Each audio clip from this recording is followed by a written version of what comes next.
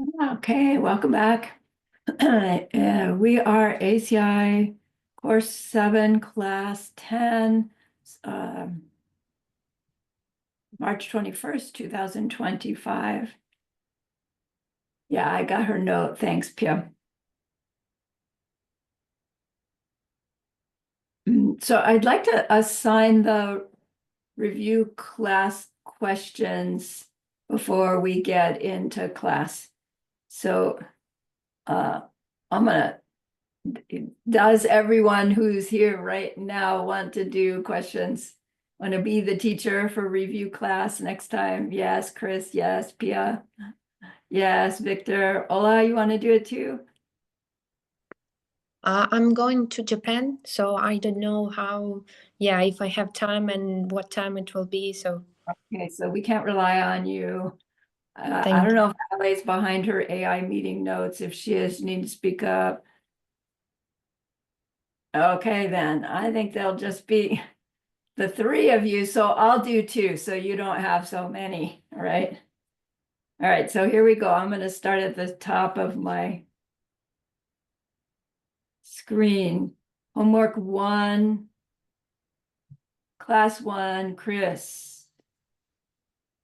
Homework 1, class 2, Victor.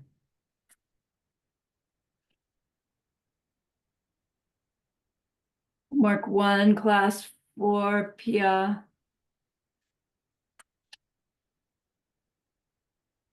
Homework 1, class 6, me. Homework 2, question 2, Chris.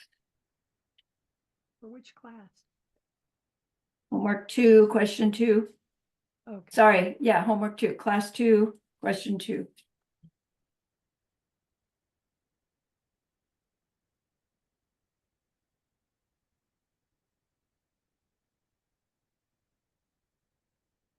Homework 3, question 4, Victor. Homework 3, question 5, Pia.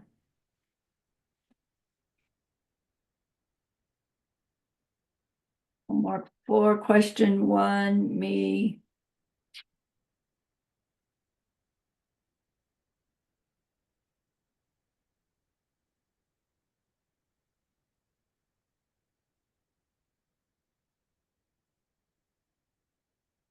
Homework 5, question 1, Chris.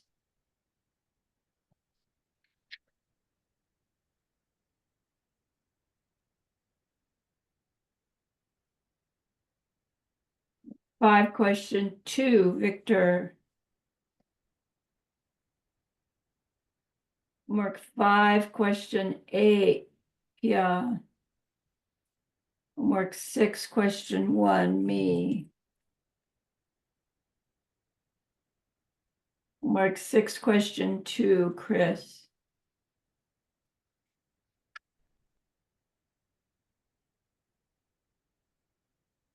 Homework 6, question 6, Victor. Homework 6, question 7, Pia. Homework 7, question 1, me. Homework 7, question 5, Chris. Homework 7, question 6, Pia.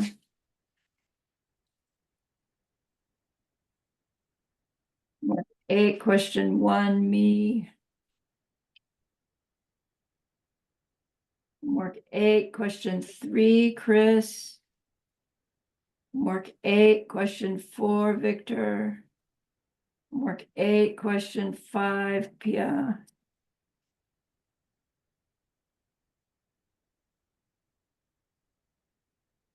Line question 2, me. Homework 9, question 4, Chris. Homework 10, question 2, Victor. Homework 10, question 4, Pia. Homework 10, question 5, me.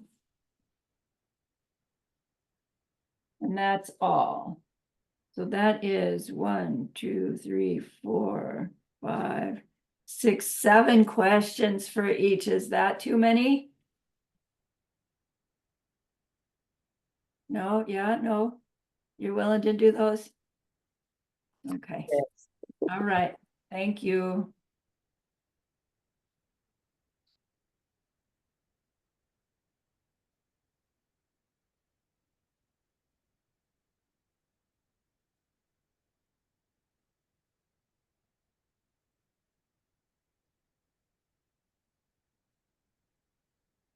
All right then.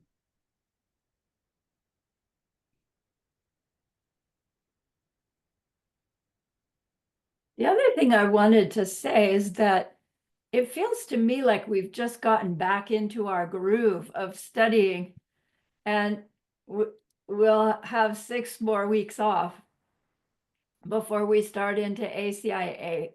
And for my own schedule, I was thinking, man, that's too long to be off. So I would like to offer that I am open to sharing something in these time slots that's not ACI, doesn't have homeworks and quizzes, but is material that you wouldn't already otherwise get. Lama Christie taught us a number of different courses called Setting Your Practice on Fire. Some of them were extra lodrongs that we didn't learn. So I was thinking to offer, if you'd like to have just some different classes to keep our schedule, to keep our heads in the game, I'm happy to do that. It kind of needs to be right by request though. So, it's like I'm available. I have stuff up my sleeve, but for our own seeds, right?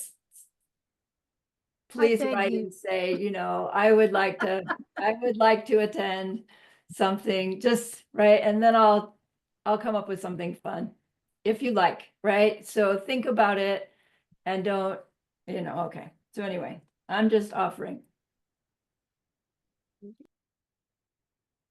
I have some ideas.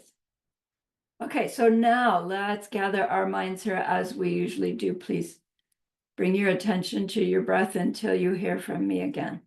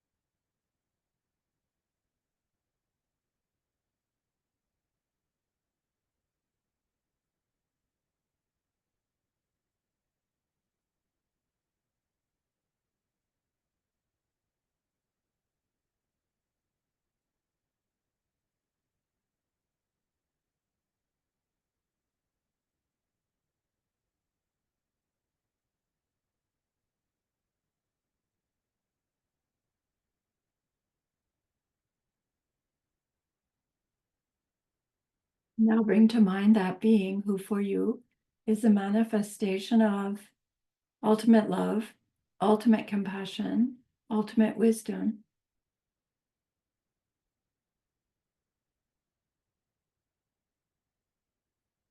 And see them here with you. They are gazing at you with their unconditional love for you, smiling at you with their holy great compassion.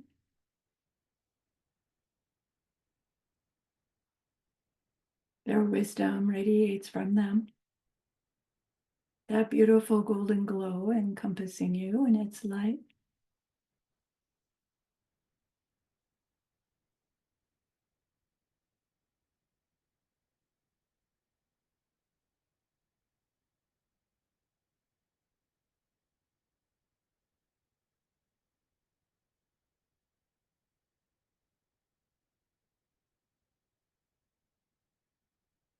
And then we hear them say, bring to mind someone you know who's hurting in some way.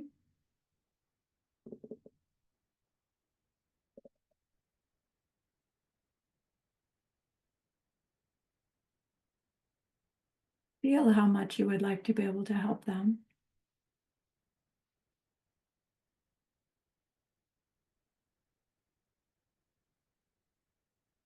Recognize how the worldly ways we try fall short.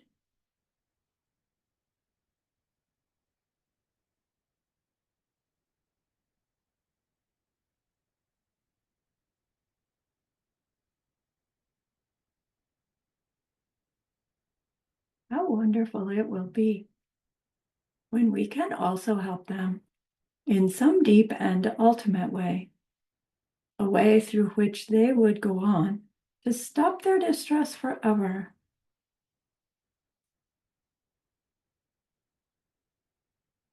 Deep down, we know this is possible. Learning about karma and emptiness, we glimpse how it's possible.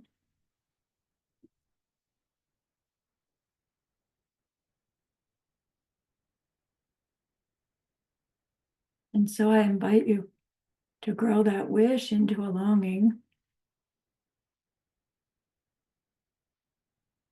and that longing into an intention.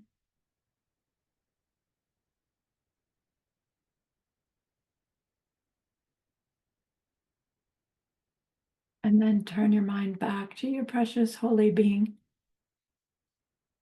We know that they know what we need to know, what we need to learn yet, what we need to do yet, to become one who can help this other in this deep and ultimate way.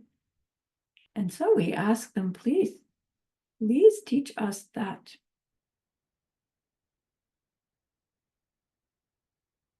And they are so happy that we've asked. Of course, they agree. Our gratitude arises. We want to offer them something exquisite. And so we think of the perfect world they are teaching us how to create.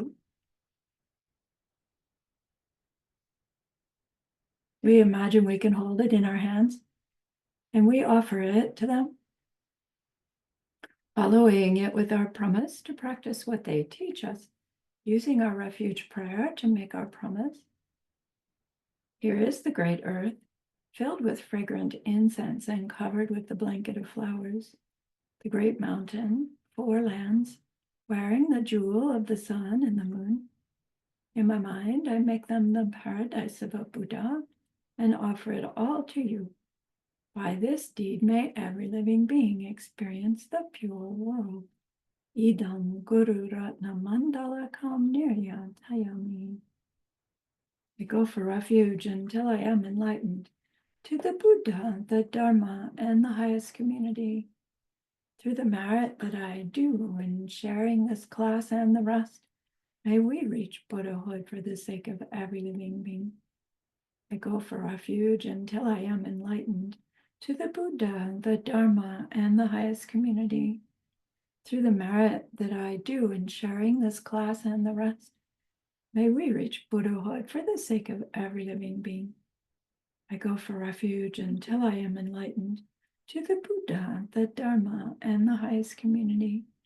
Through the merit that I do in sharing this class and the rest, may all beings reach their total awakening for the benefit of every single other.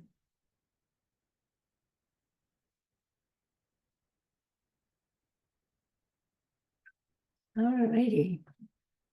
Now we've gone through all the Bodhisattva vows, root vows, secondary vows. the supporting et cetera, as we talked about a little bit, and you read them in your readings. And then the 4 black deeds to avoid and the 4 white deeds to do as their antidotes. And so this last class, Geshe-la shared with us like factors that help us keep the vows, how to keep our vows. And scripturally, they say there are certain things we need to learn, certain attitudes to develop, that when we have those attitudes, the keeping of the vows becomes not just easier, but fun, like what we want to do, versus what, oh, I have to keep these vows. When we have these attitudes, it's like, yay, right? This is what we're keen on keeping our vows. When they use the term keeping the vows, it means living according to those guidelines for behaviors. And then it also has the connotation of tracking our behavior in some way. So they don't just say live according to your vows, but they don't mean by keeping the vows, the writing it down, I did this well, I didn't do that well, but the combination. And, at some point, the writing it down, you don't really need to do it anymore because your vows have gotten so ingrained that that's your more natural reaction. But then in that place, we risk getting complacent, right? And I'm kind of confessing here. It's like, it feels like, yeah, I live according to these, so I don't stop and check anymore. So it's time for me to go back and do that again, because then the vowed behavior can go on a deeper level. So Geshe-la has always said, the first time you hear something new, right, if we were attracted to it, it's like, oh, cool, right? We've got a certain amount of excitement about it. He says, act on that. Because the second time you hear about them, they may still be, wow, this is amazing. But there's something about our minds that go, yeah, I've heard it before. And we don't get the same wow factor that we do the first time. And the same idea for getting our vows in this life, probably it's not getting them for the first time, but getting them for the first time in this life, we have this wow factor after the ceremony, which I guess we need to talk about that. And like, that's the time to really try to develop a new habit, a new system. So these are the factors that help us prepare for that. I need a screen share here.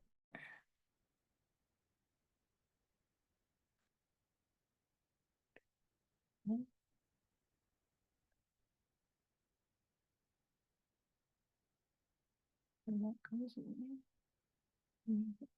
there.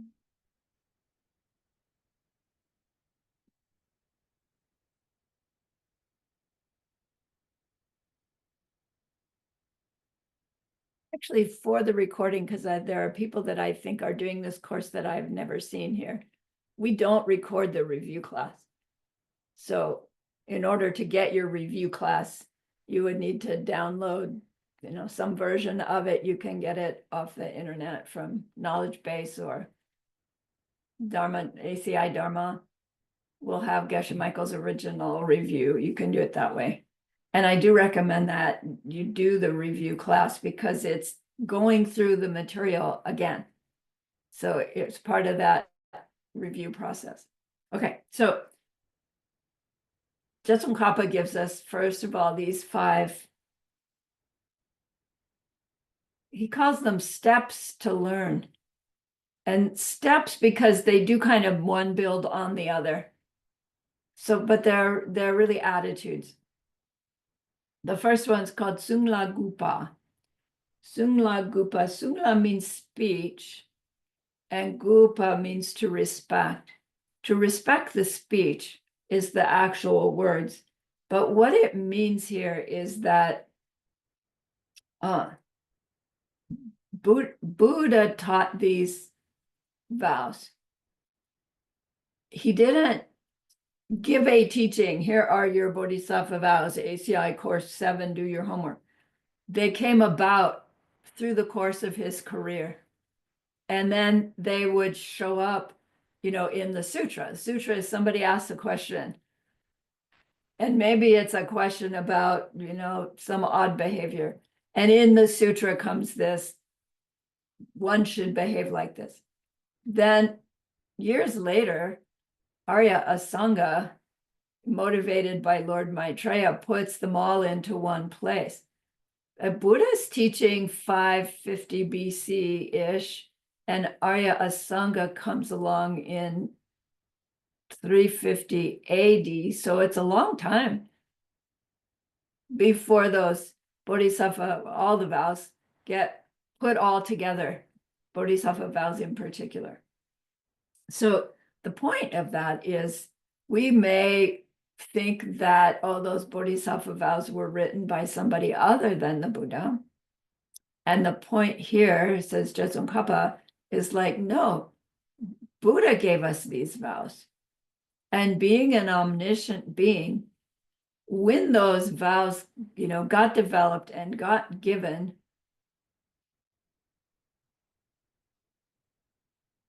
Buddha had us in mind back then. And it's like, me, Sarani? Technically, yes. The mind stream that is Sarani now, whatever it was then, bug, fly, hell realm, I don't know. Yes, right? Omniscient being, when they were giving the guideline of bodhisattva vows, they were talking to you, me, right? You say, me. They were talking to your me. They were talking to my me. These are personal advices from Lord Buddha to us, individually, us. And when we have that state of mind is what it is to respect the word of the Buddha. That's what they mean here. So yes, Sungla Gupta means, what Buddha taught is so amazing. But in this context, it means, these bodhisattva vows, everybody learns them the same, but in fact, they were meant for me. Special gift for me. Theoretically, when we really get that, it's like how special they are then, right? As if Lord Buddha wrote a letter to you and posted it, right? And you got it.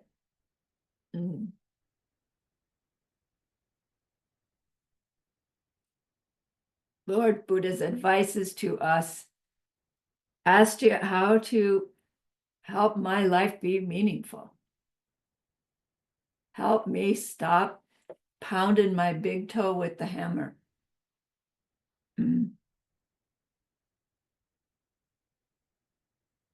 So then to disrespect them, it would be this real missed opportunity. A disrespect that would plant seeds in our minds to not get further instruction much. So this first step in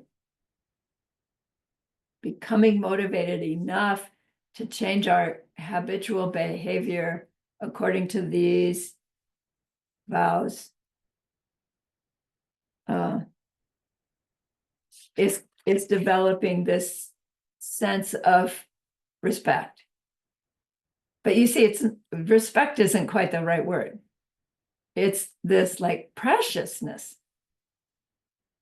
Sunglagupa. That leads to step number 2, sampasum. Sampasum means the 3 intentions.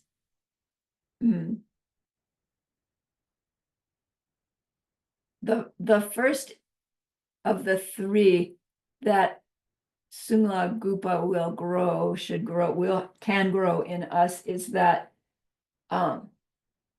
well, if Buddha gave these vows to me now, I must be ready. I must be able. She must see something in me that's ready to take this on. And then that, right, uplifts we're encouraged to consider even taking them. First level of intention. Second intention is the intention of reaching Buddhahood by way of the vows. Geshe-la says we might as well think big. Why make the effort to change behavior in such a huge way if all you want is a better this life, or all you want is another human life? I mean, it's fine to have those motivations, but this kind of behavior change is planting seeds that can ripen such that we reach our own nirvana, or even better, right? Bodhisattva vows are from the level of nirvana is not enough. Thank you very much. I want the omniscience through which my emanations become everything for everybody.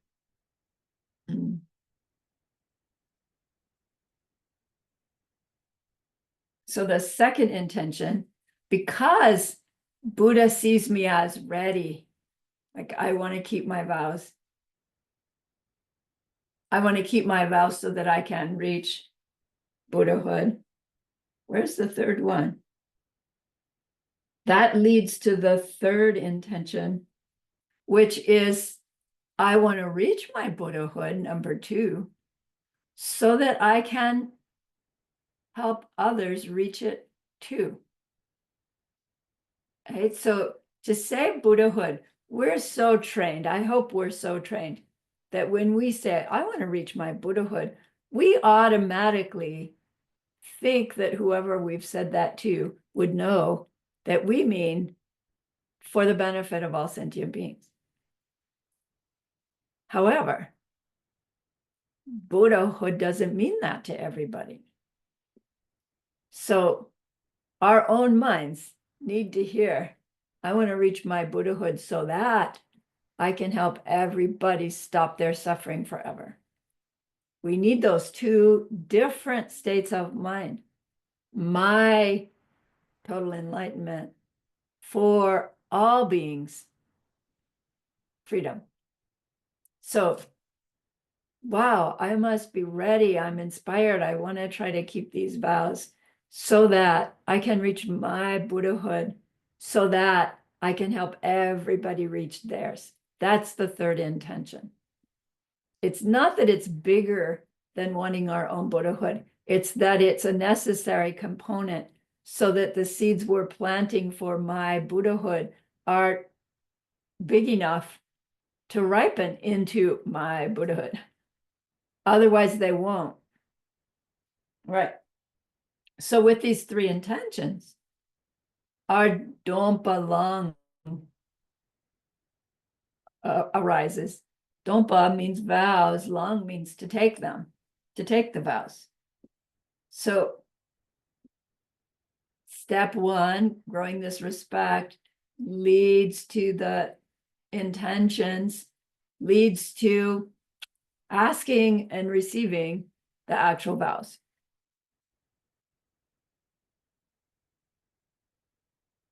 Like, I want to get and keep these vows.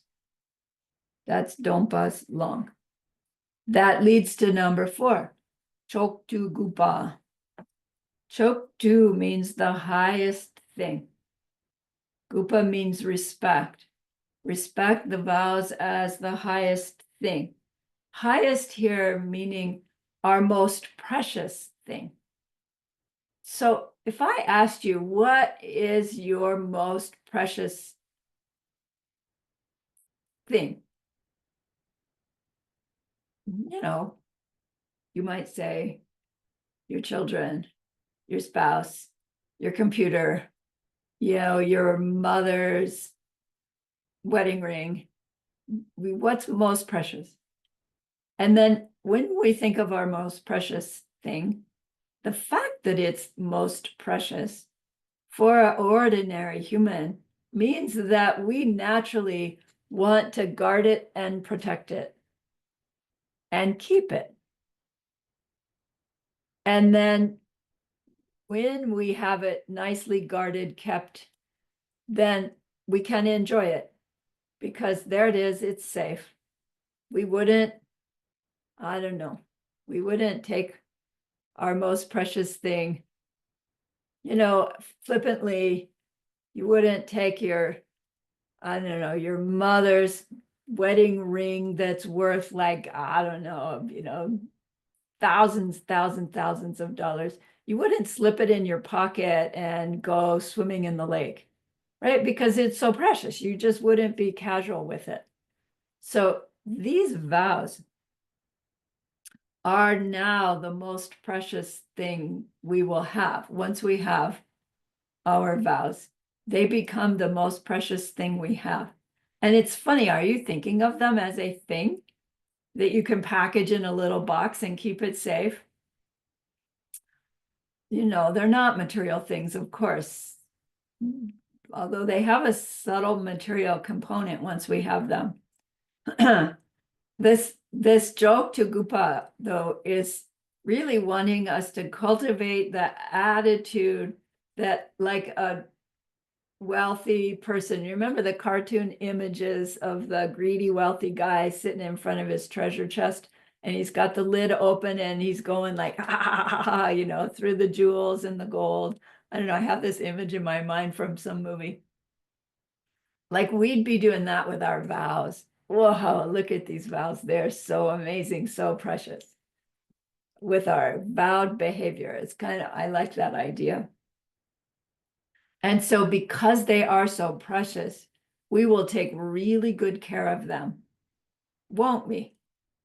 And what it means to take really good care of them means use them as guidelines for our behavior in our interactions with others.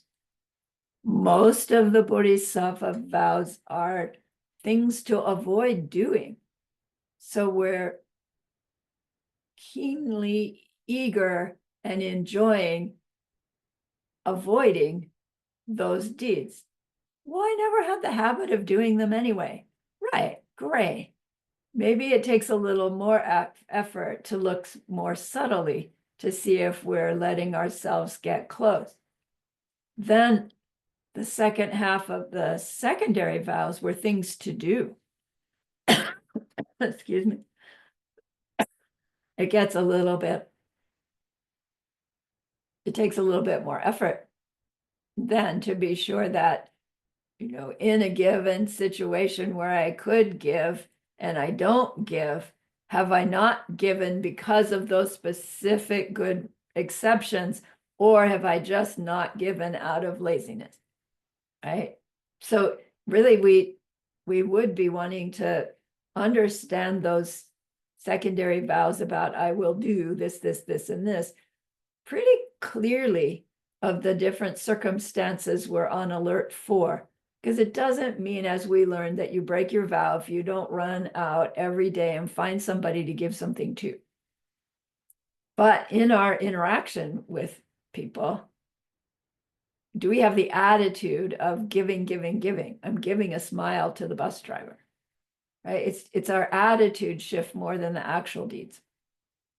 All right, so when our vows are so precious that to break them or damage them would be like somebody stealing the guy's treasure chest. Wow, right? We will make greater effort to keep them in an enjoyable way, because that's what it is to protect them. And then that leads to the fourth one, mingelwa, which is to not break them. Gelwa means to break them, and min is the negative, not, to avoid breaking them. Because I respect them as Buddha's gift to me, I have these 3 intentions to use them. I got them. They're so precious to me. And so I will use them. To use them means to protect them. Lama Tsongkhapa says when we have these 5 attitudes strongly, we will keep our vows. And it won't be, oh, I have to keep my vows. It's like, this is how I choose my behavior now. We all have reasons why we choose our behavior already. We've developed those reasons over our lifetimes. Now we have new guidelines, new ways to choose our behavior. So then what do we do if we break our vows? We learned that if we break a root vow, then we go to the one who gave us those vows, confess, and ask again. Ask to get them again. If we can't get a hold of that person, we go to someone else who can give us our vows and confess, clear it up, do the 4 powers, demonstrate that we have some bodhicitta back again, and restore our vows. With the secondary vows, the confession is enough. We don't need to retake the vows. One could, right? If we ever find ourselves having slipped so much that it's like, whoa, there are too many I've broken, I just want to renew my whole vows, you can do that. But for the secondary vows, we can restore them by confessing.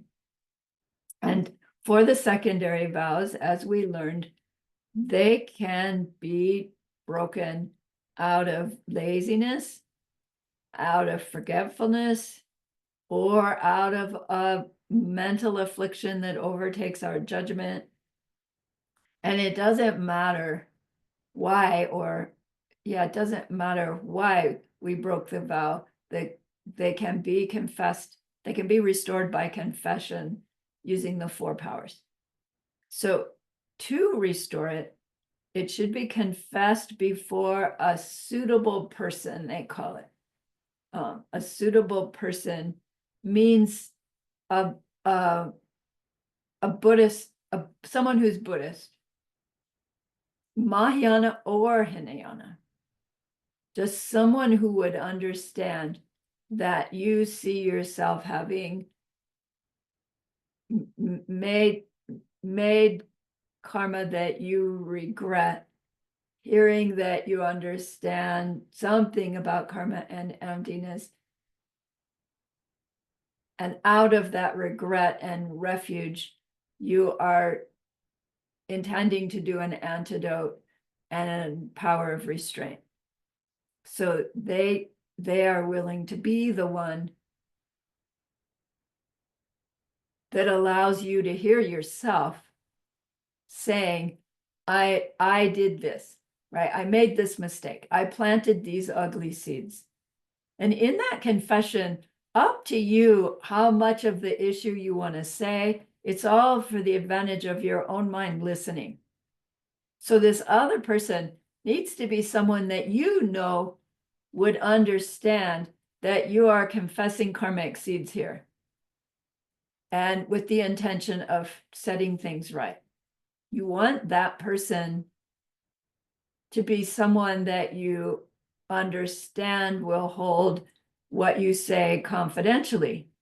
So if you're going to somebody new, you might want to establish that first up.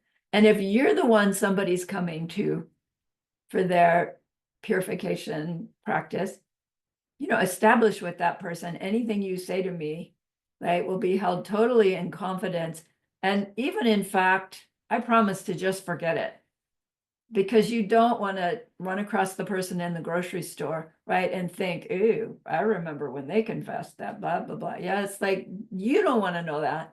And they don't want to think that you're going to think that about them when every time you see them. Do you see? So you're looking for someone who has that kind of heart and to confess to, and then you as the one want to have that kind of heart. You're just being the mirror for them, or the, what is it?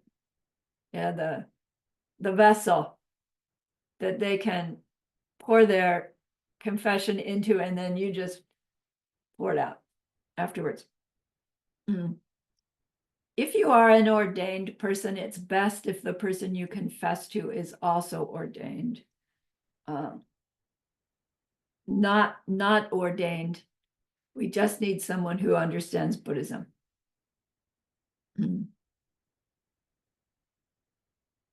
Then when we are giving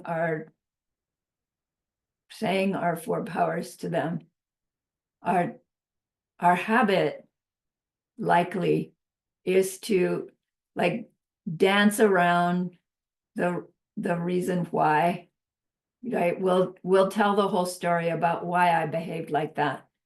And all of the story is our reason, our excuses for why a self-existent them made me do this thing, blaming them.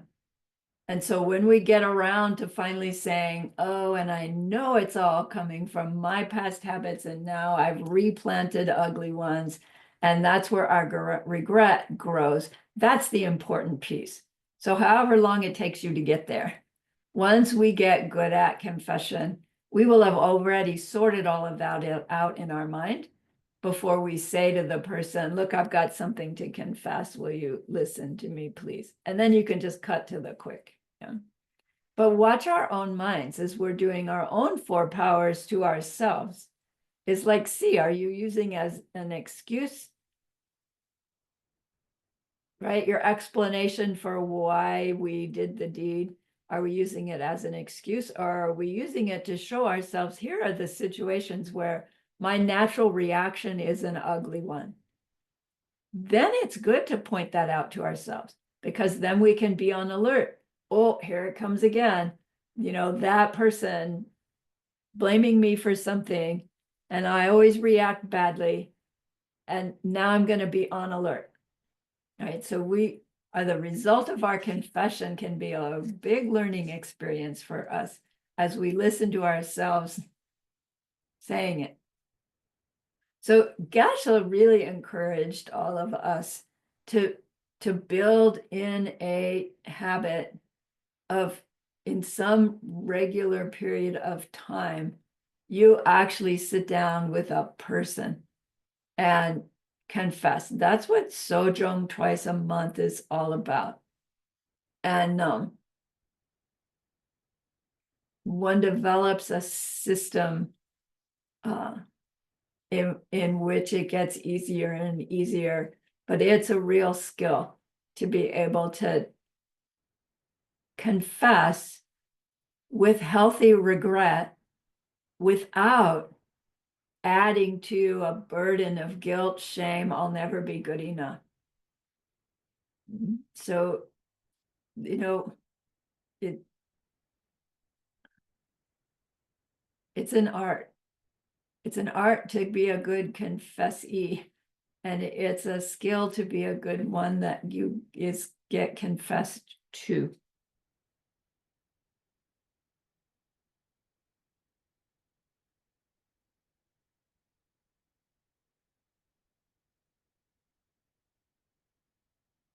Okay. So as we were learning those vows, I think that we saw that they are really shades of gray, like this edge between breaking and keeping. We would hope that it was so black and white that you'd be able to just see the edge.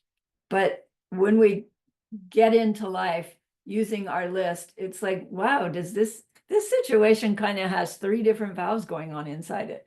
And it's like, where is it that I actually break this one and keep that one, or right? They aren't straightforward. So Lama Tsongkhapa says, right. So the other factor that we want to understand are the factors that influence how strongly a seed is planted. Understanding those factors helps us fine-tune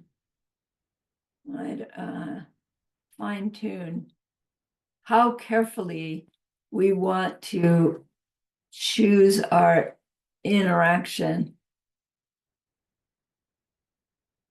in order to avoid breaking the vow, in order to avoid even damaging the vow, right? So we cannot fully break a vow, but damage it if we do a root vow without all 4 chains, right? We have all that. So he gives us these 5 other factors to like chew on, to understand better. They're not directly related just to vows. They're related to how we make karma overall. And we've heard these mostly before in How Karma Works course. So they're called the 5 factors that make a deed more or less serious.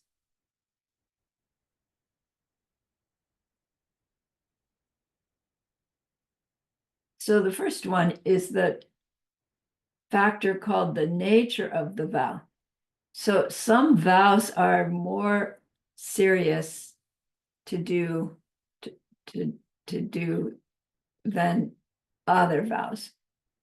And the example he gives is the Bodhisattva root vows are more serious, are deeds that are more serious than the secondary vows. So let's say praising self and criticizing other, in that arena of a Mahayana teacher to another Mahayana teacher in front of their students, everybody's students. And the result of that is to, cause a kind of split.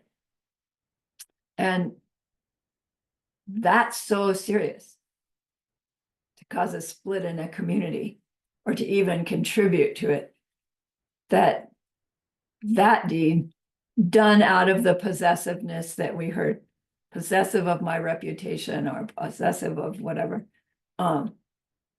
makes it a worse seed planted than the secondary vow, avoiding praising myself and criticizing others, because that one, the motivation was different, which means the imprint is different, which means the imprint's not going to bring about such a bad result as the root vow broken, right? So it's not that the nature of the vow is so different, it's that the result from that vow is so much more harmful to so many more people, right? But it's called the nature of the vow. The second factor is the instigator of the behavior, like what instigated it. They don't call it intention, instigation. It means like the circumstances around which I did that deed. There'd be outer circumstances and there'd be inner circumstances, of course. It's least serious to break a vow out of not knowing the vows. It doesn't mean it's not serious. It's just less bad result to break vows from not knowing them. So why not give us vows without us knowing them? If then the vows that we break won't hurt so bad. Because if we don't know them, we're gonna break them. And we're gonna break them a lot, right? And we'll see that doing something repeatedly, even doing something small negative, doing it repeating, it builds up. So not knowing the vows is like the least bad reason for the least powerful breaking of vows. Next is being careless, right? All that laziness, carelessness, forgetfulness. It's a medium level factor in planting the deed that breaks the vow. Third seriousness is being temporarily overcome by some mental affliction. You know, we get so upset by something, we just really can't think clearly. We don't even make a choice. When we're so upset with something, we automatically act. And you would think that that would be less serious because you're on automatic pilot. But because of the factor of the influence of the mental affliction, that's all included in the seed. So the seed is planted in a stronger way, a bigger way, meaning its karmic result is going to be uglier. Then the worst deed, the greatest strength, is to break a vow out of disrespect for the vow. But here this means that you know that you have a vow to avoid criticizing that other teacher. And you decide, I don't care. I need to criticize them because, right? They're saying that it's gonna hurt me. And we choose to do it anyway, disrespecting. Geshe-Lig's example was, we're supposed to make the offerings to the 3 jewels, right? Offer the 3 to the 3 at least once a day. And we just decide, I don't think that's so important. I'm just not going to do it. That's our own mind is saying, hey, but I wanted to keep those vows. They were my most precious thing once upon a time. And now my mind is saying, nah, not that one. I'm going to pick and choose, right? That's all included in this seed, to know we have a vow and to consciously decide not to keep it. That's the worst. It's funny, I hear my own mind saying that. It's like, that doesn't seem so bad. But do you see, it's like disrespect. It's a disrespect to everything that our spiritual teachings are giving us. We're putting it in a confined space of a specific behavior, but our subconscious is hearing us go, oh, okay, so she must mean that about all of it. And yikers. Geshe-La said, when we understand well this benefit of having vows, having the spiritual path laid out the way it is for us, our vows would be on our mind constantly. He said, like being newly in love, right? When you're newly in love with somebody, that's all you can think about. And everything you're doing, oh, would they like, you'd be at the grocery store. Oh, would they like an avocado or an apple? Oh, right. Do you remember being in love? Wears off after a while, unfortunately. But with vows, like that. Third factor in how powerful is the seed planting is the extent of the 3 poisons in our mind. So the 3 poisons, typically desire, hatred, and ignorance, meaning ignorant liking, ignorant disliking, and the misunderstanding that makes us have those 2. We have those 3 poisons in our minds always if we are not arhat. But the extent that they are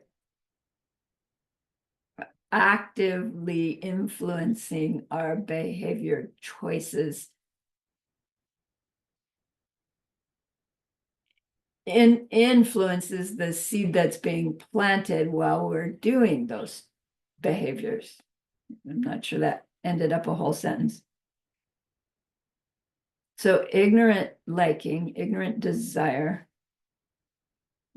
its thoughts about getting what we want, keeping what we want, what we have that's pleasant, not wanting to lose it. The ignorant component is not the liking. The ignorant component is not the pleasure. The ignorant component is where it came from, how I got it. And it has different levels of misunderstanding where the pleasantness and the thing that seems to bring that pleasantness came from.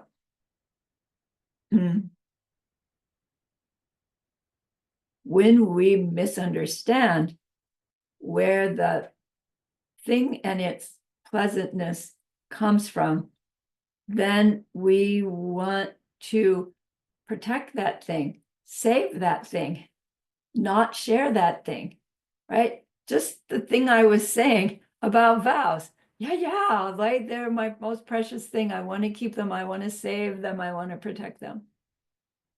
Here, we're saying that same attitude towards, your shiny brand new sports car. Wow, I finally got my sports car and now I'm somebody and it's so beautiful and so precious. Don't anybody get near it, right? Because somebody's going to open their door into it and scratch it. Or a rock's gonna, it's like you can hardly even enjoy the thing because it's so precious and you go out and use it, it's gonna get damaged. And so suddenly this thing that was like, oh, it's gonna make me so happy, adds to the anxiety. It's like, they did that to me and hurt my sports car. When we think the pleasure is coming from the sports car, of course we have this funny relationship with it. Why am I going there? The ignorant liking is this refusing to share, not knowing that sharing that pleasant thing is where more pleasant thing comes from. And other classes we go into that long story because our mind will start going, yeah, but if I love pumpkin pie and I just give pumpkin pie again away, I don't ever get to eat pumpkin pie. And it's like, how is that going to make me happy if I never get the pumpkin pie at all? And you've heard Geshe say, you give enough pumpkin pie away, you're going to have so much pumpkin pie, you won't be able to give it away. And then you have too much to eat and it's going to make you unhappy because all you have is pumpkin pie. But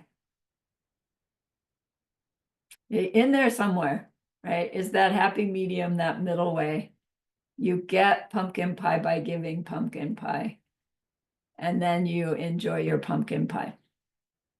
So understanding that pleasant things come from sharing pleasant things with others, then it becomes much more natural and easy to share those things that we like, that we would before have glommed onto and kept to ourselves.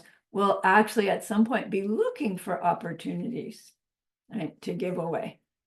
And then the more you give away, the more comes to you. And it's very frustrating because it's like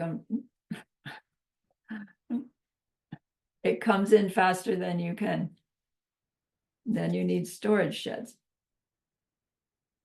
All right, ignorant disliking is wanting to be separated from undesirable things in an ignorant way.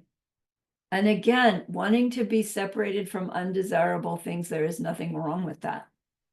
That's healthy and safe behavior. But what we're willing to do to get away from unpleasant situation and what we're willing to do to get and keep the pleasant things, that's where the ignorance kicks in. Ignorance believes that this unpleasantness is from the situation. Is it? Yes. But is it really? No. So if our natural reaction to stop an unpleasant situation is to be unpleasant, then even if it looks like the being unpleasant made the unpleasant situation stop, it didn't. Did the unpleasant situation stop? Yes. Did what I just did to make it stop, No. Because there's a time gap between when I do this and when I get its result. So the ignorant part of ignorant disliking is the willingness to be somehow unkind, unpleasant, in the face of an unpleasance, trying to get the unpleasance to stop. Does not mean when somebody's beating you up, you let them do it.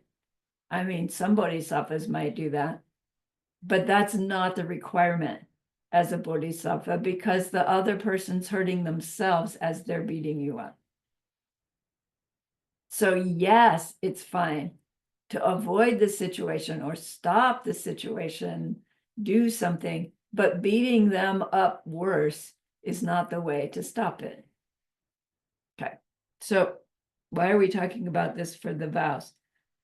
The extent to which our ignorant liking or ignorant disliking is involved as we're doing the deed that's breaking the vow, right? Strengthens the break of the vow and reinforces choosing that behavior. And the whole point of the vows is to stop reinforcing those negative behaviors. So little bits of ignorant liking, ignorant disliking, get little bits in the seeds. Big old ignorant liking, ignorant disliking is big in the seed. That's his point. Ignorance alone, of course, is this misunderstanding where the pleasantness or unpleasantness comes from, where the situation that's bringing on the pleasantness or unpleasantness really comes from, right? Where our reaction to the situations really comes from, right? The ignorance is thinking everything is in it, from it, everything is happening in the way that we believe it is, right? I'm saying words to people who already know what I mean by those words. It would take, right, 5 more classes to describe all of that. When we do a deed with heavy 3 poisons, any of the 3, not all 3 at once necessarily, it's a heavier karma than to do the same deed with a lesser misunderstanding, a lesser avoiding, not sharing, a lesser state of mind of being willing to harm.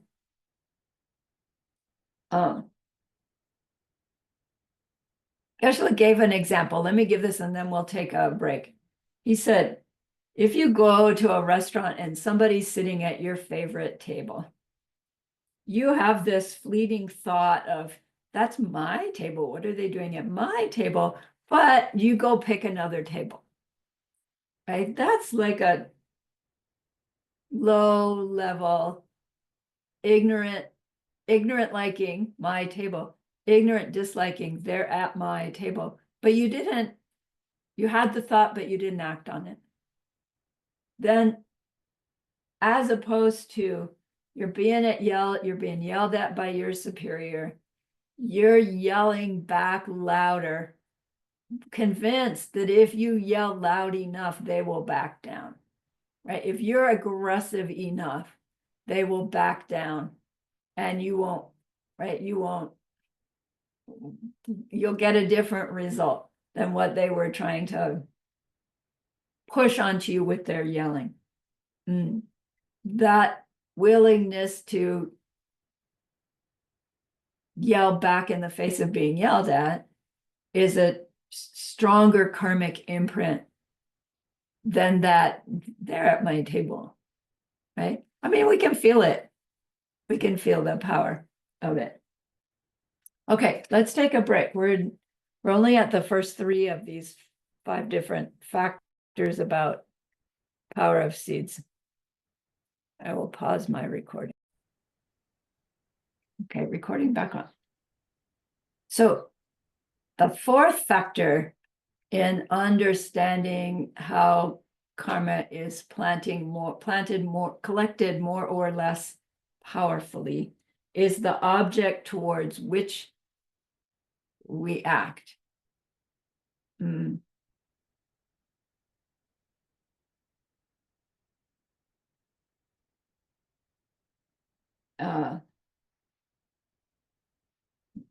Okay. So there are lighter objects, medium objects, and heavy objects, but again, not in distinct criteria, right? A gradation between light, medium, and heavy. So a lighter object is considered a being who has less capacity for becoming enlightened in that lifetime. Now, you know, what we have to go on is how we are perceiving that being. So a mosquito has, it seems, has less capacity to reach their enlightenment in this lifetime than does Lassie, right? Do you guys know Lassie? I mean, there's only 2 Americans here that are old enough to remember Lassie. Maybe Pia got Lassie too, right? Lassie was this collie dog, you know, the fluffy collie, and her boy, I don't remember his name, he'd get into some kind of, you know, trouble, and Lassie would save the day. Like, she could untie him, she could open doors. She was this amazing, like, dog, and so smart, so brilliant, so amazing. And it's like, to me, when you say, you know, animals, they don't have the ability to get enlightened, but Lassie, oh my gosh, right? So it's like, but even Lassie, I'm so sorry, you know, as a being trapped in an animal body, they don't have the capacity to make choices of their behavior beyond instinct. They're driven by instinct. And what it is to be an animal or an insect or any of that is to not have this capacity to make a moral decision, make a change in behavior based on the effect it's going to have on them in the future. That apparently is unique to human. So a lesser object is any object that has lesser capacity to reach total enlightenment. So it means the deed of killing, you know, a bug or an animal is a less serious karma than the deed of killing a human. And it's like, I've lost students by saying that, because it's like, I know humans that if I were comparing, you know, Lassie to this human, and it's like, sorry, that it's just, that's a different criteria. But it does not mean to kill an animal is okay. It will mean we will be killed. And that's just as bad whether we kill a mosquito or a human. But in terms of the power of the karma, less bad to kill bug, animal than human or human fetus. That, so medium level karma for killing, for instance, would be human or human fetus. And then highest, strongest karmic object is technically your lama, if you have one, that being who for you is your doorway to your enlightened being, and your parents, right, who gave you this human body through which you can in fact reach your enlightenment before it ends. Right? Every human has that capacity. Every human. Does every human ever step onto the path? Doesn't appear so in my world. But every one of them has the capacity. So there are these like 3 strengths of karmic objects, not just for killing. Animals, humans, and humans that appear to be more powerful karmic object humans than the others. Parents and beings who have benefited us greatly, meaning spiritually greatly. So any deed we do, same deed done towards a bug, and no matter how good, it's not quite as strong a goodness as that deed done towards a human, even if the human is really icky. And that same deed done towards a higher karmic object, parents or lama, same deed is planting seeds more strongly, kindness or unkindness for any of them. Right? So we have all these other factors in play, whether I'm doing it strong mental afflictions, what was the other 2? Out of a mental affliction or not, out of what behavior I'm doing. All these factors are going into play as the seeds are being planted, as this interaction plays out. It's not one seed that the boss is yelling, our impulse to yell back comes up. We decide, oh, I'm going to resist that yelling and I'm going to try to be nice. And then they get even madder and I try to be nice again and they get even madder. And finally I can't be nice anymore and I explode, right? That's different seeds. We get the seeds for trying to be nice, good seeds. We get the seeds again for trying to be nice, good seeds. We get the seeds for, I can't do it, I'm going to explode anyway, bad seeds. We've got all of those in that situation. It's not like, oh, in the end, because I yelled back, all the goodness of trying gets negated. They are all have been planted. Right? So all these different factors are in play. 5th factor is called accumulation. That means the strength of the karma increases the more we do the deed. Similar deeds plant similar seeds, and similar seeds strengthen previously planted similar seeds. So the more we do a deed, it's greater than the sum. So we be kind 5 times and then finally we explode. Those 5 times are adding to all the other times we've ever been kind in the face of something ugly. Same with the ugliness. Every time we're ugly behavior, it adds to previously planted similar ugly and increases our tendency to act in that ugly way. And so repetition builds the strength of the seed planting when we do the deed again. So it kind of escalates. As we see with habits, right? Good habits we do it more. Bad habits, we do it more when it seems like it works. So in regards to vows, the strength of the karma increases the more of the vows that we break repeatedly. So for any given vow, of course, the more we break it, the more likely we are to break it.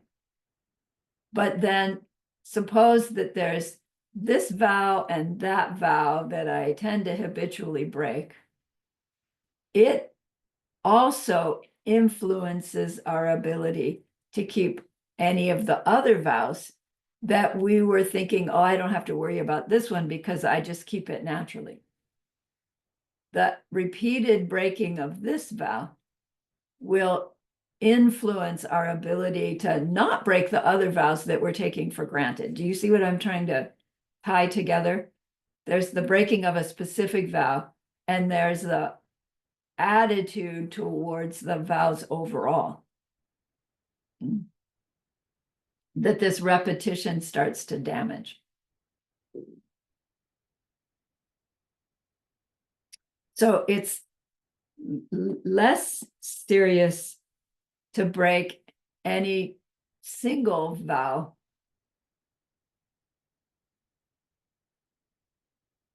than it is to break more vows or a single vow repeatedly.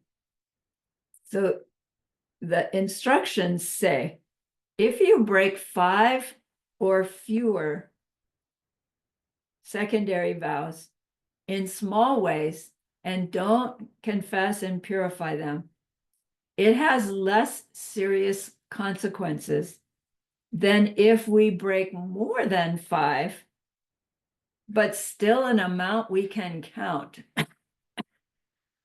Excuse me. Then it's heavy consequences to break many vows many times, too many times to count. So, that makes sense, that it's going to have more serious consequences against the keeping of our vows if we break a lot of vows a lot of times and don't confess, versus, breaking one and not confessing, or up to 5. Why 5? I don't know.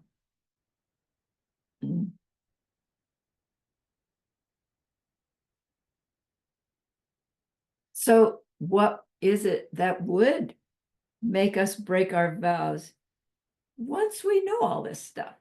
Like, once we have them and we have some idea of the power of karmic object, the power of repetition, the power of what's going on in my mind as I'm choosing an action.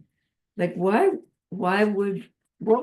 could happen that would still make me do a behavior that would be counter this ideal that I've set up for myself? I mean, if you just think of that question, what circumstances would make you break a vow, even knowing all of this stuff?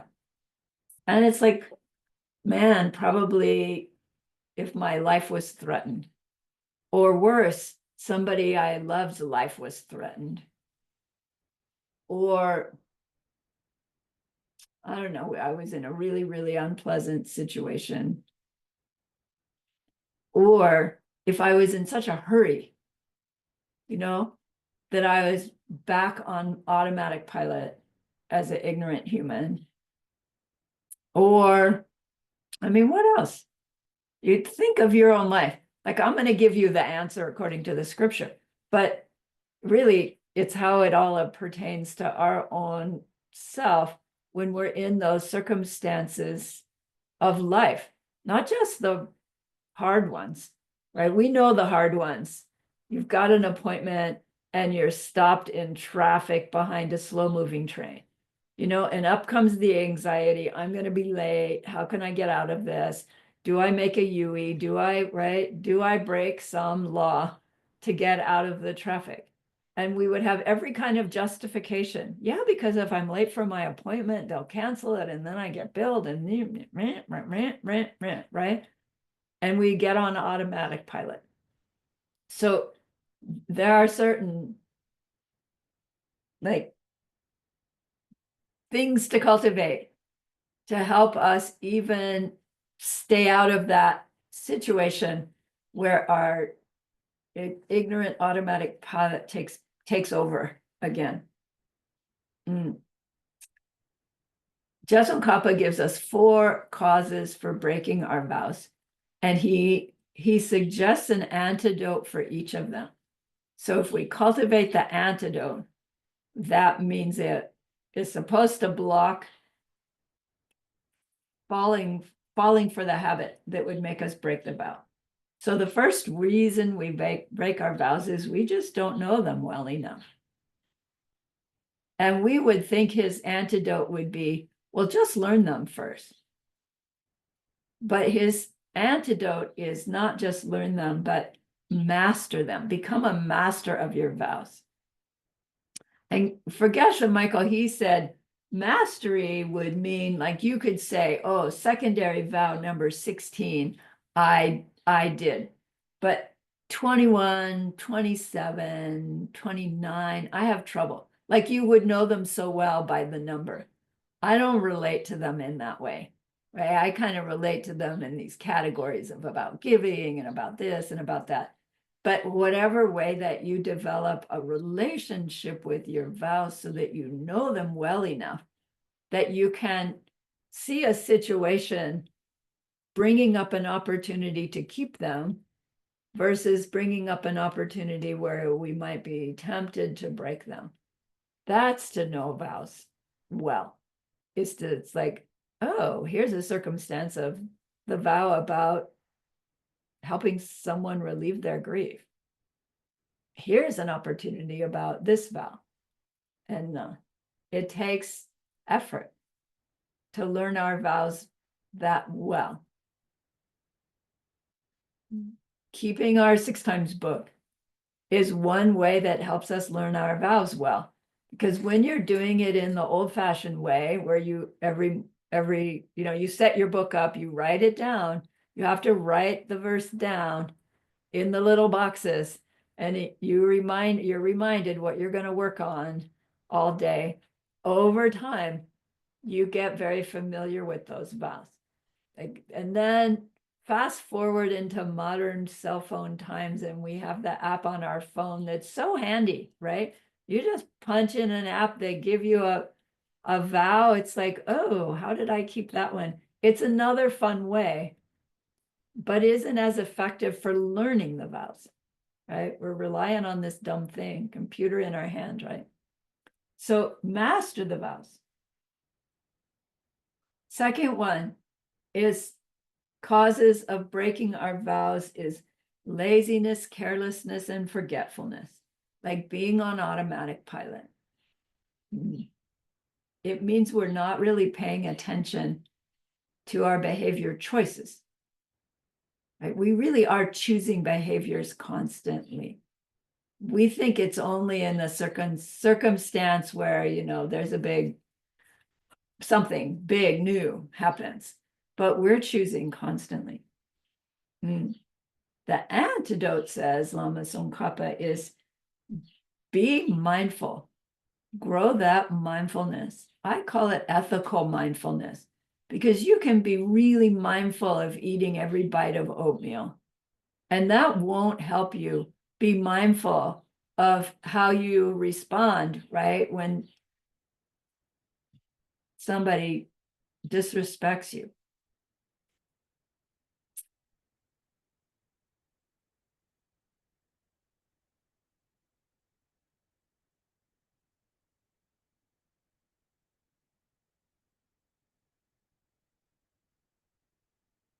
Some of us are studying that Mahamudra, which is this developing the steps in training for Mahamudra is develop this sense of the aware-er, the experience-er, so that you get this being like a half a step, one step removed from whatever situation is going on. And it's a danger, because you could completely, psychology calls it what, I'm losing it, disassociate, right? And that's not the point. The watcher doesn't disassociate and then look someplace else. The watcher just steps back and is this patient,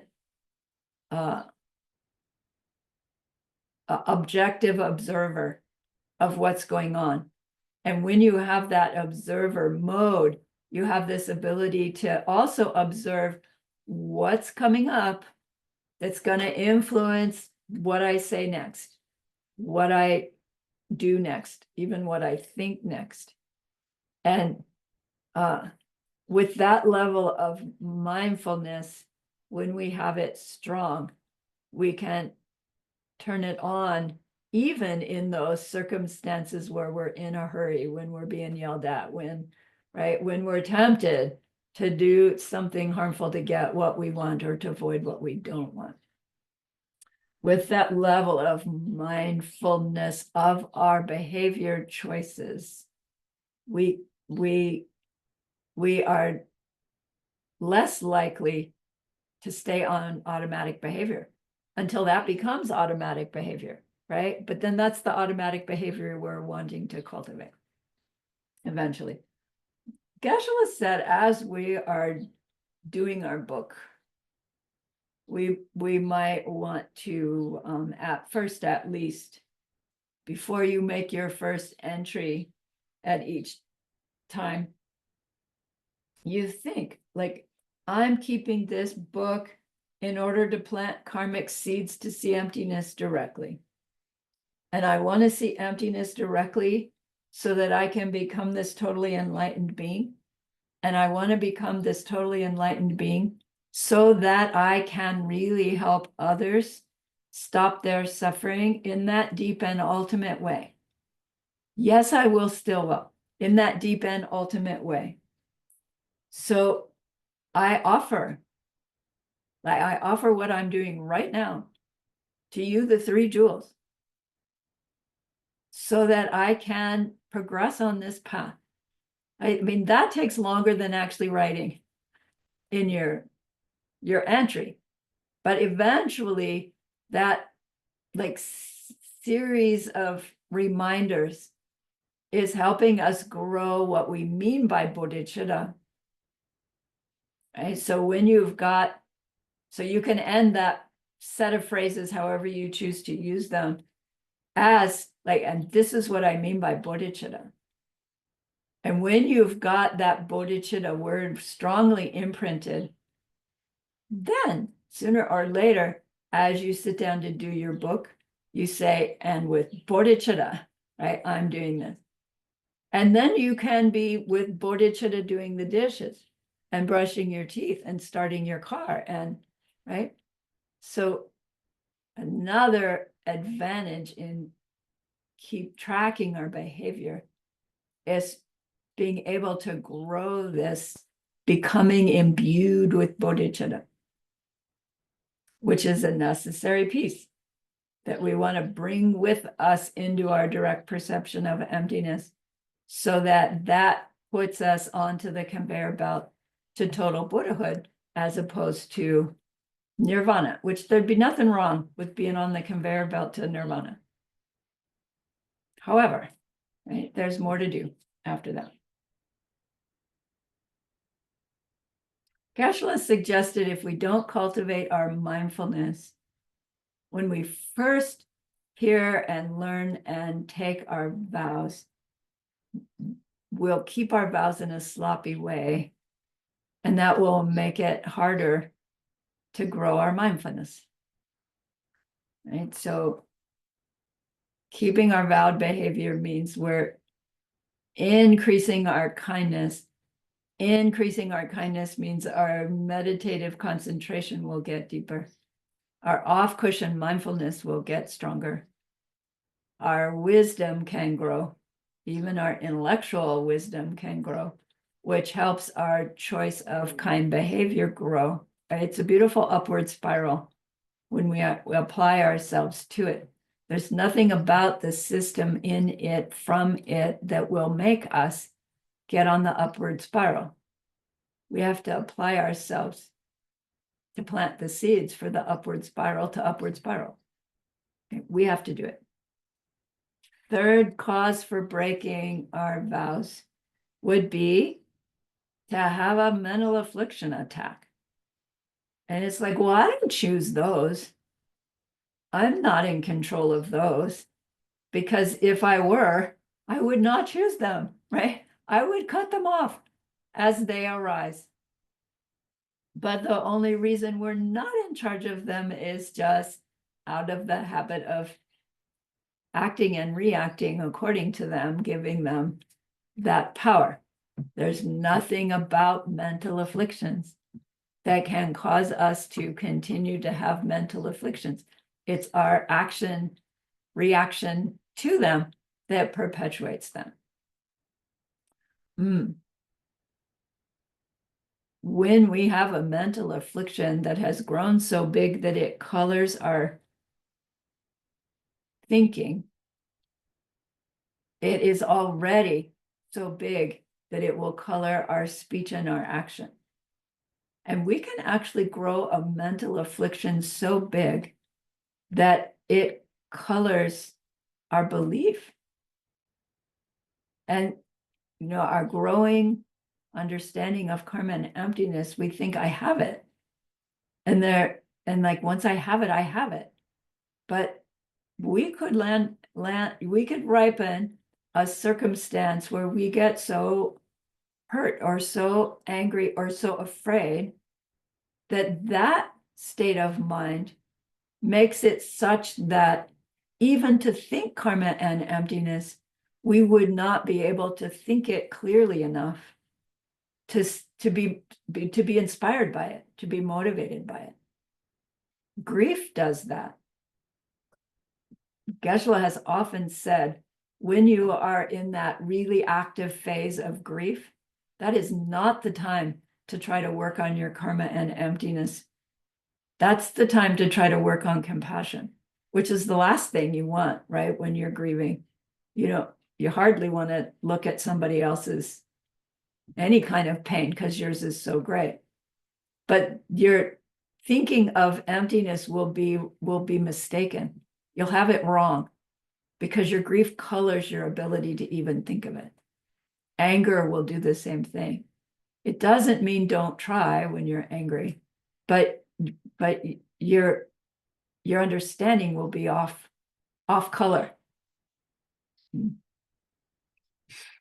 So the antidote, is learn your personal specialty mental affliction. Recognize what kind of circumstances trigger that mental affliction. Recognize the circumstances that lead into those circumstances. And work carefully on your karmic seeds for burning off or acting differently in the arising of the circumstance that starts the mental affliction. Do you see? Work back to what could trigger it. Work to avoid those situations. If you never trigger the thing that triggers the mental affliction, the mental afflictions are not going to come up. It takes pre-planning. It probably will take, I get yelled at, I yell back. Why do I yell back?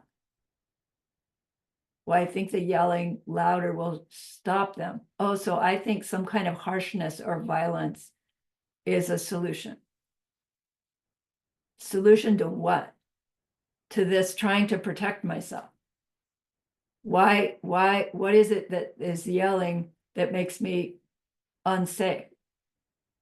Well, because when I've been yelled at in the past, I end up being hit. So I expect it this time too. My boss is not ever going to hit me. They're just going to yell at me. But it triggers this past experience of being hit. So I think I need to be violent back to them before I, right, to protect myself. All of it, healthy human behavior, just unwise, healthy human behavior. But so what do I do in the face of that feeling coming up that is such a powerful urge that I have to yell back to protect myself? What could I do differently in that situation? What could I do differently even as the situation is coming up? The boss's look on their face, I know what's coming. Excuse me, right? I don't know. Pre-plan it. You have to think it out for your own circumstance. Is there some way? Normally I'm standing when they're doing this yelling thing. I'm going to sit down instead. Maybe that'll get me off automatic pilot. Maybe I can ask, can we have a third person in this room while this is coming on? Somehow pre-plan some different way of interacting. Will you be able to actually achieve what you've pre-planned? I hope so, but you haven't failed if you don't, if you try and you aren't able, you have still planted a good seed for trying to behave in a different way to the yelling. I tried to say, I'm sorry you're upset. How can I help? It worked the first time. I could say it the first time, but it didn't stop them from yelling. It didn't stop me from being afraid. I tried it a second time. I still am afraid. At some point, leave the room. At some point, right? I finally yelled back. It's all right. Chalk it up to experience. Be happy that twice you tried to respond with kindness. Why didn't it work? Because in some past time, when somebody responded to your aggression with, how could I help you? It made you more mad. And so Bus got more mad when we tried it. It does not mean that it's not going to work in the future. The fact that it didn't work, you still got the seeds of trying it. So, but it takes this pre-planning for your own personal situation that makes your mental affliction, that colors your ability to even understand karma in emptiness well enough to want to choose a different behavior. I don't think I finished the sentence there, but you get the idea, right? Work it out beforehand on your cushion over a cup of tea, not in the face of the yelling boss. That's too late to figure out what I'm going to do differently. Okay. All right. Number 4 is to disrespect the vows, to disrespect the Buddha, to have disrespect for the vows or to have disrespect for the Buddhas. We can't, we won't choose a different reaction if we don't see some benefit of doing so. So here, the respect for Buddha, respect for the vows means that we have some amount of personal experience that these other behaviors are beneficial to do.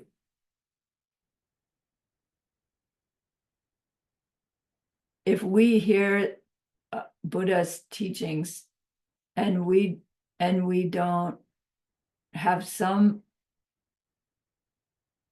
reaction of that it's somehow special, then we won't consider it as any more important than what we read in the newspaper.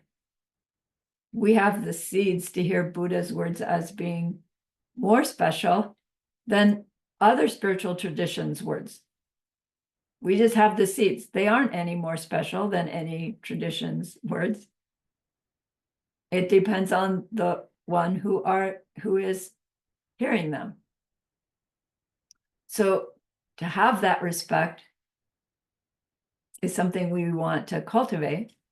And the way we cultivate that respect is by trying on for size what we hear the words teaching us, what is helpful to take up and what is harmful to take up. So to see our vows as special guidelines from Buddha to me, and then show my own mind that I feel strongly enough about that I will decide to live according to them to the best of my ability, then that state of mind grows our ability to keep the vows even better. Like at first, maybe we don't keep them so well, even with our heartfelt respect. As we try, even if we actually fail in the end, we're growing the ability to keep them better and better and better.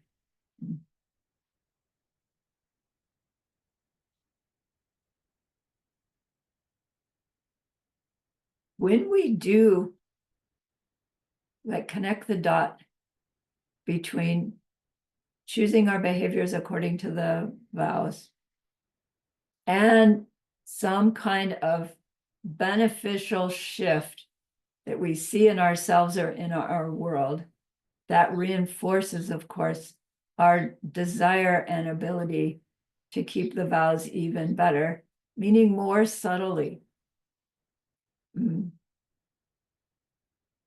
So again, the tracking of our behavior helps us also to be on alert for the circumstances in life that are coming up through which we are interacting with others, right? It's for us to track our behavior. And I don't know how many shifts would any of us need to have before we go, oh man, this vowed behavior stuff must work.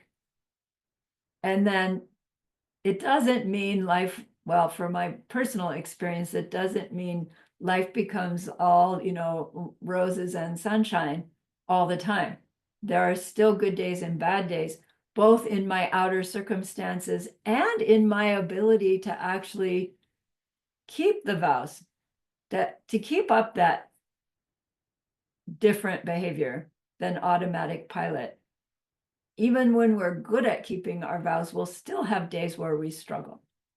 And, at some point, it's like, rather than resisting those days where we struggle, it's like, okay, great. I've got a struggle day because that means I'm burning off seeds of the unpleasantness. And I have this greater opportunity to replant them in a kindness way. And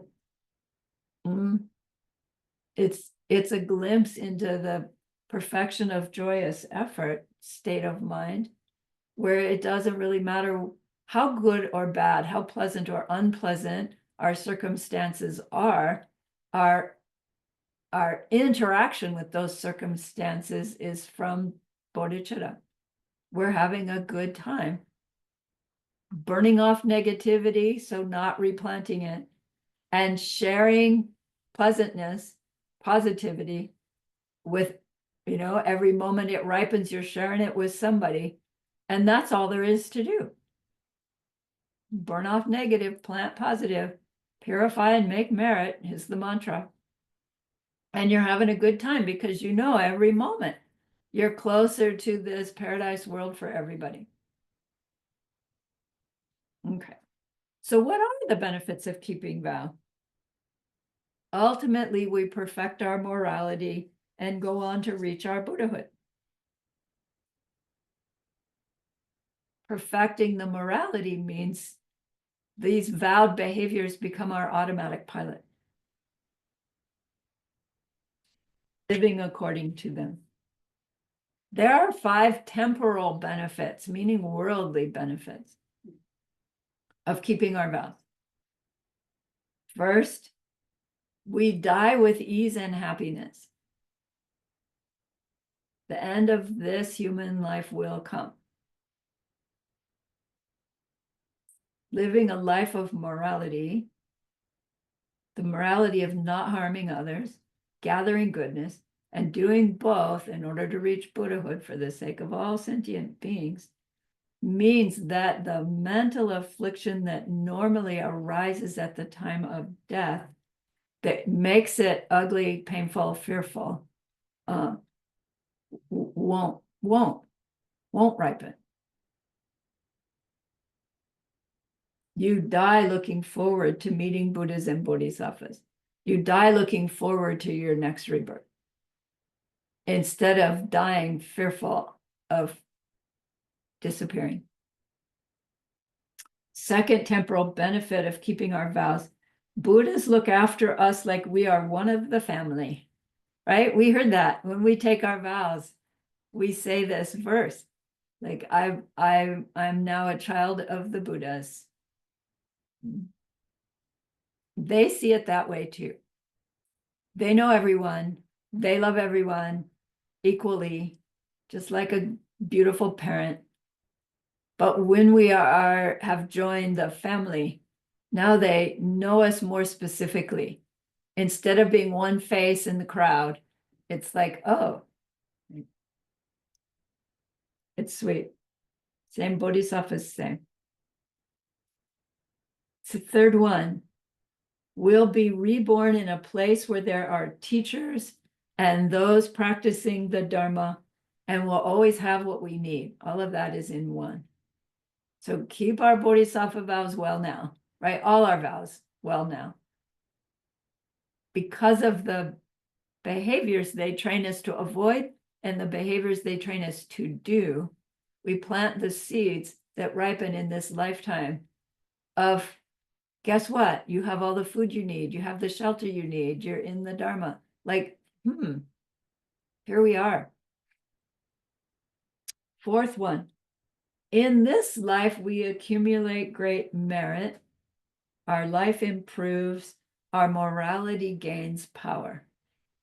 So the upward spiral. And fifth one, in future lives, you will automatically be a master of morality. So you'll be reborn as one of those kids that naturally protects the little birds, naturally shares things with people, right? There are the little 3-year-olds that gives cookies away. And then there are the 3-year-olds that grabs a handful and runs off in a corner and eats them themselves, and everywhere in between, of course. We hear of the stories of the Mahasiddhis, when they're little kids, they're at 2 years old, they're reading the Dharma. At 3-year-old, they're giving teachings, right? That just ripen so swiftly. And we think, oh, that's impossible. They're special. Well, guess how they got that way? Keeping their morality in previous lifetimes. Okay, so Geshe Michael, he said, use these vows as guidelines for behavior, whether you take them as vows or not. Right? We heard the added advantage of actually pledging to live this way versus just deciding on our own. But now that we have them, have the information about them, you can sit down to list them out and think about your own life.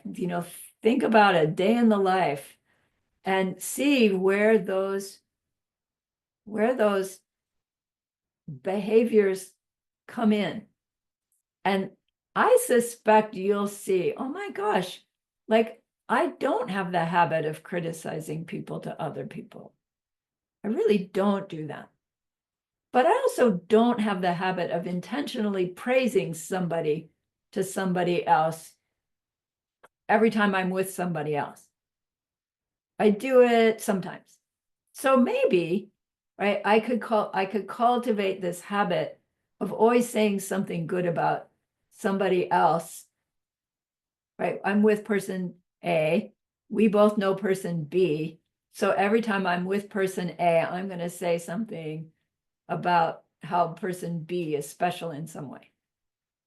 Just one sentence, that's all.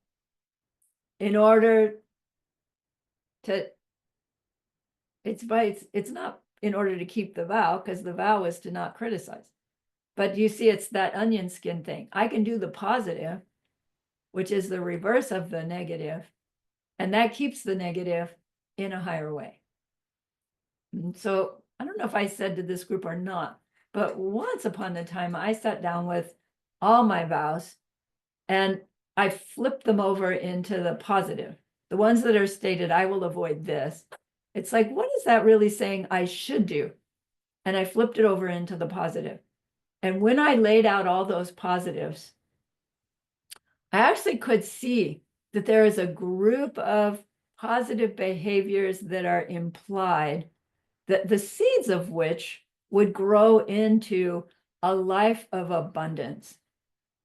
And then there is a group of them, not like one after the other, but oh my gosh, here's these in my ordained vows, here's these in bodhisattva vows, here's these in tantra vows, that planted will result in these beautiful relationships. Like those five, whatever Geshe calls them, prosperity, health, relationship, mindfulness, and save the world, right? Teaching others.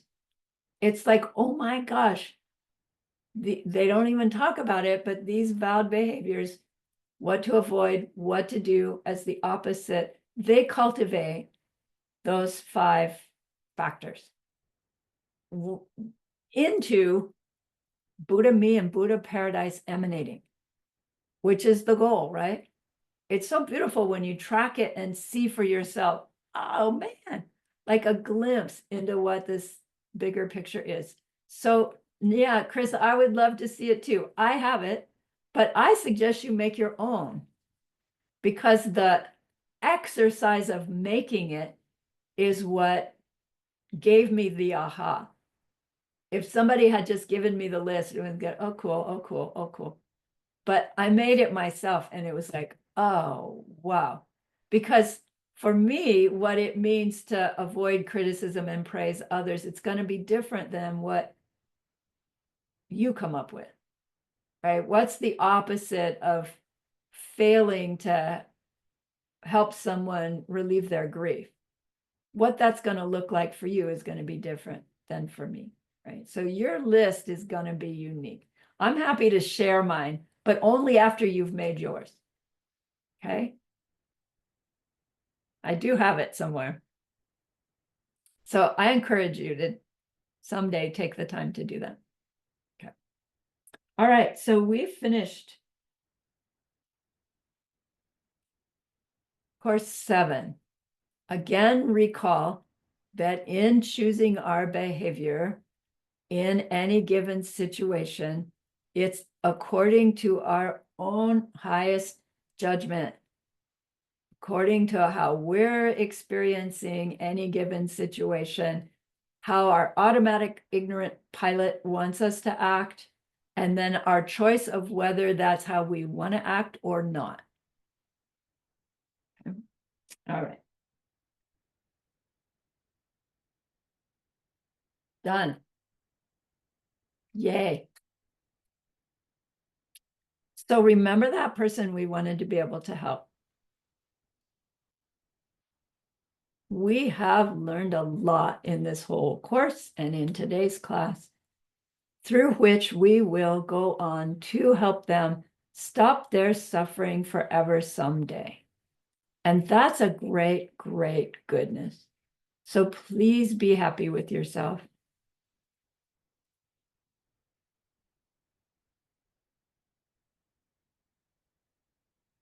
Think, I did a goodness.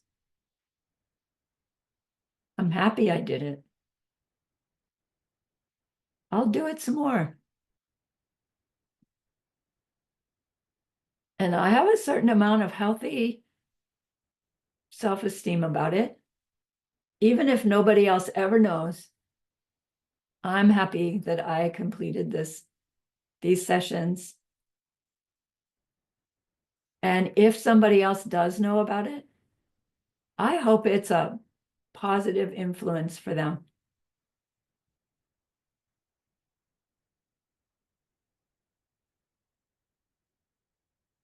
And so think of this goodness like a beautiful glowing gemstone that you can hold in your hands.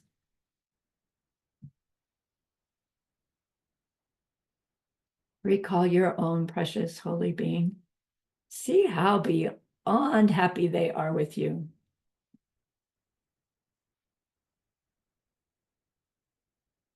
Feel your gratitude to them, your reliance upon them. Ask them to please stay close, to continue to guide you, help you, inspire you.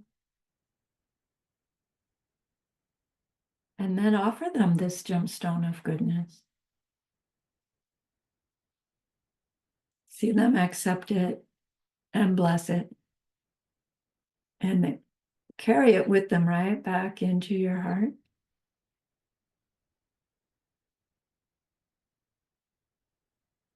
See them there, feel them there. Their love, their compassion, their wisdom.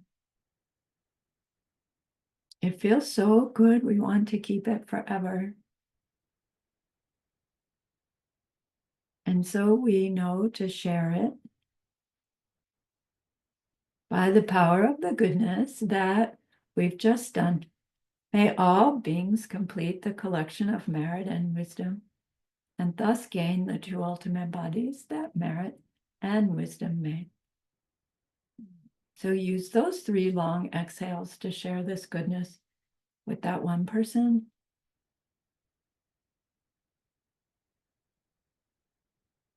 To share it with everyone you love. To share it with every existing being everywhere. See them all filled with happiness, filled with loving kindness, filled with wisdom. And may it be so.